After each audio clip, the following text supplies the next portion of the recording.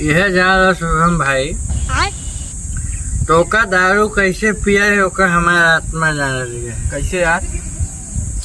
मेहरारू खाने वाला बेच के तो का दारू पिया है। अरे दादा रे, ये बात तो लगा झूठो मार। अरे बाबा नहीं यार, तो यार दिनेश भाई तो बहुत गलत करा है यार। अपने मेहरारू जोन गाना गुड़िए बेच जा, ये ना करे चाहिए तो का यार। यार कैसे बात बोल रहा है यार। नहीं यार, बहुत गलत करा यार। तो का दारू पिए से मतलब है कि मतलब हम मेहरारू गाना बेच के पियाई चाहिए ऐसे पियाई। बात तो सही है। अरे यार बात ना है यार, दारू यार अपने जगह है, सच्चाई अपने जगह है, लेकिन जो तू गाना चोरी करा है गलत करा है। भाभी हमारे बारे में क्या सोची है, हमारे मन से के गलत सिखावता है। तो का दारू पिए करा हमको बता तो हमको पैसा दे दी जाता दारू पी लेते हैं। अरे कहना क्या चाहते हो?